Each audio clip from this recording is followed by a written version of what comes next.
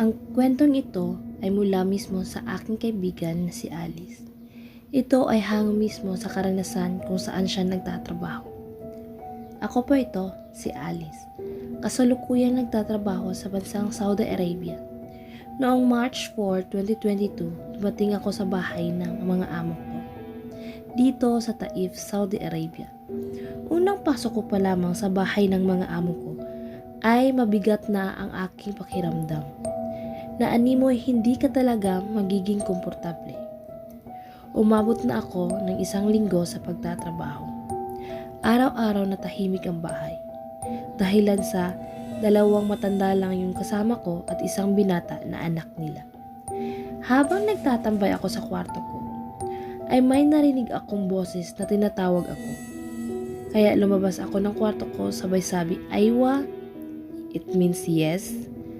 At sa paglabas ko ng kwarto, parang nagulat yung alaga kong binata na maghahihilamos para magdadasal. "Shunufi! Anong meron?" sabi ng alaga ko. Sabi ko naman, "Tinatawag mo ako?" "No, no one call you," sabi ng alaga ko. Kaya binabaliwala ko na lang iyon at iniisip ko baka bunga lang ng katahimikan. Ilalarawan ko lang dito, Luna, ang room ko. Maliit lamang itong kwartong to na may CR sa loob at may hindi kalakihang bintana. Dito sa lugar ng Taif, medyo cold weather. Kaya laging nakabukas ang bintana ko. Much better pa rin kasi kapag natural cold weather kaysa air condition, diba?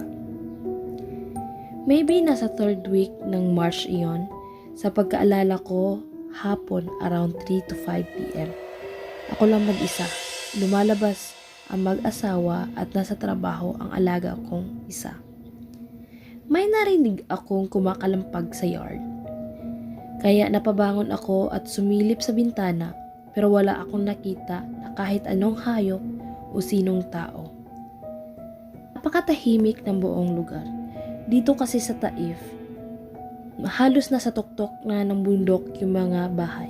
Kaya wala masyadong kapitbahay. Kaya imposible kung kapitbahay yung may kumalampag. Kinagabihan, nasa kusina ako, naguhugas ng plato.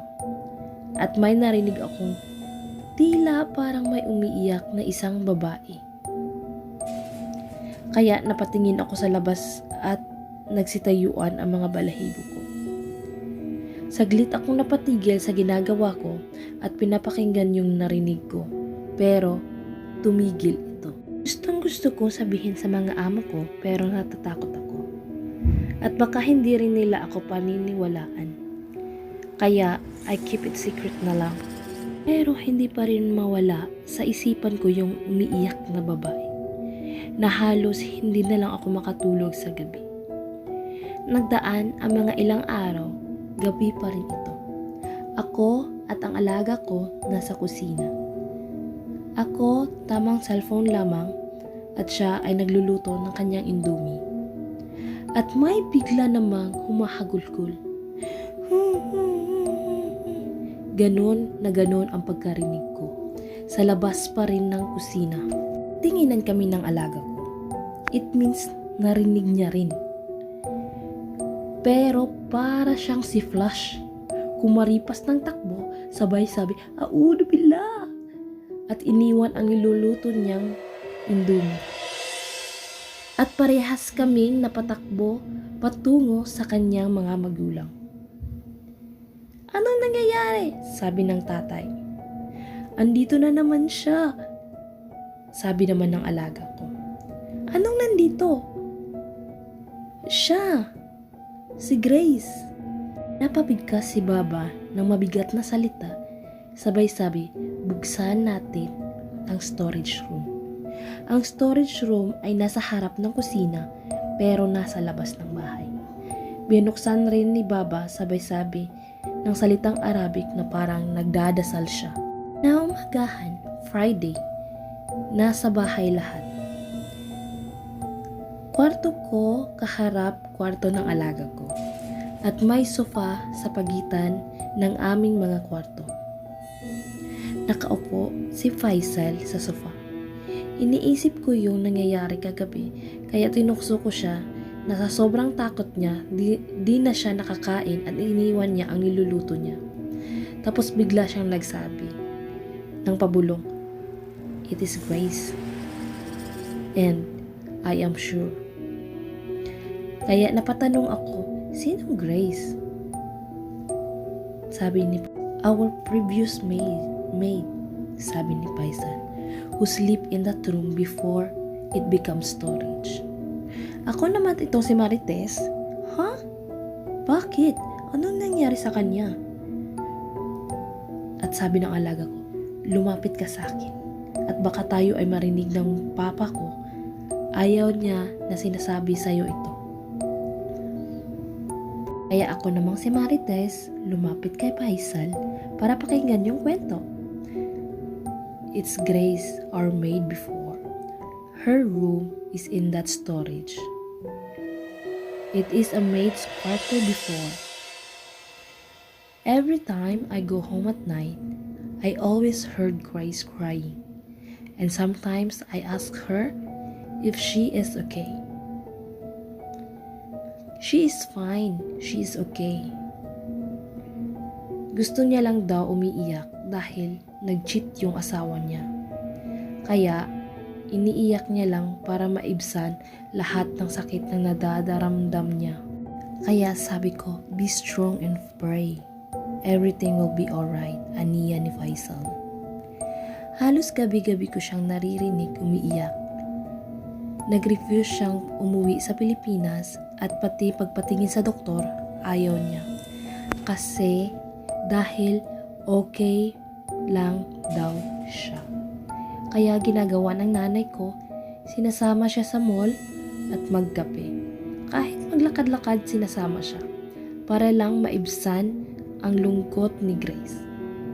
But one day, bigla siyang tinanghali na di lumabas ng kwarto. Kaya kinakatok ko ito pero walang sumasagot. Kaya napunta ako sa nanay ko, sabay sabi, "Anong nangyari kay Grace? Bakit di lumalabas sa kwarto at hindi pa nagtatrabaho?"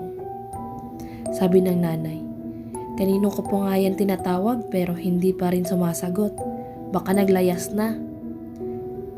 Tapos biglang naalala ni mama na may spare key pala, kaya binigyan niya iyon sa akin. Hindi ko sinayang yung panahon. Binuksan ko kaagad ang kwarto ni Grace. Pero sa pagbukas ko, wala siya. Walang Grace akong nakikita. Kaya pumunta ako sa CR niya, kinatok iyon. "Grace? Grace? Wenek? Grace, Grace, nasaan ka?" Pero wala pa rin sumasagot. Kaya napagdesisyonan ni Faisal na buksan ang pinto. Gayon na lang ang pagkagulat niya na makita niya si Grace na wala ng buhay. Aniya ni Faisal, may nakasabit na yarn rope sa bintana at yun ang ginamit ni Grace na ikitil yung buhay niya. Kaya tumakbo si Faisal papunta sa nanay niya at humingi ng tulong at sinabi kung ano ang nangyari kay Grace. Namin lubos maisip na nagawa ni Grace iyon dahil hindi na namin siya naririnig na umiiyak.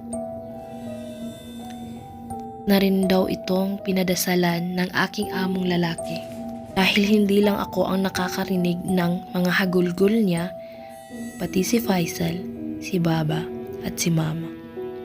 Kaming lahat sa bahay ay nakakarinig. Hindi lang ako, kundi yung mga napapalitan ko mga katulong din. Ang rason kung bakit umuwi yung katulong nagpapabalik sa ahensya, kasi nang dahil dito may umiiyak, natatakot sila. Desisyonan ni Baba na tumawag ulit siya ng magdadasal sa storage room. At sa panahong ito, ang tinawag niya ay isang Pilipino na may kakayahang makikipag-usap sa mga kaluluwa. At yun na nga yung nangyari.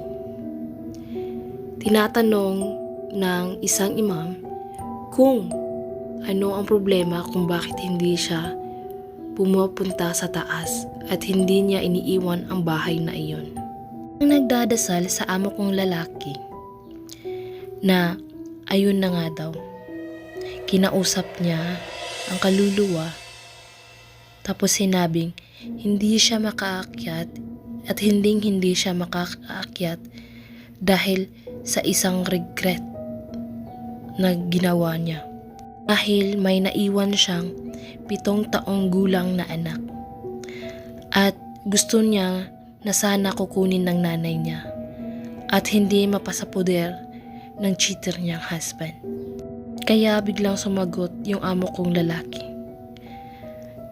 I promise to you that I will call your mother and will take your child. Susuportahan ko yung anak mo, ang pag-aaral niya, lahat-lahat ng gastusin niya hanggang mag 18 years old siya. I promise that to you. Sabay dasal ng isang lalaki. Sumasabay din si Baba at si Faisal sa pagdadasal.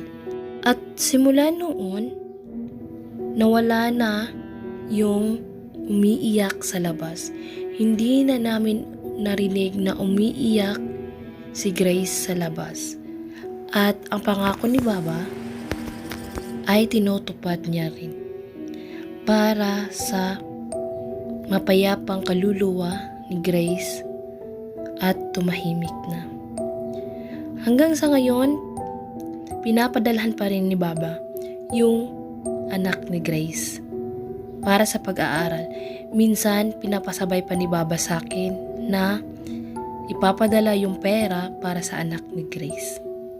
Dito na lang ang ibabahagi kong kwento sa iyo, Luna. Dahil ito lang ang mga karanasan ko dito sa bahay na ito. God bless and more power to your channel.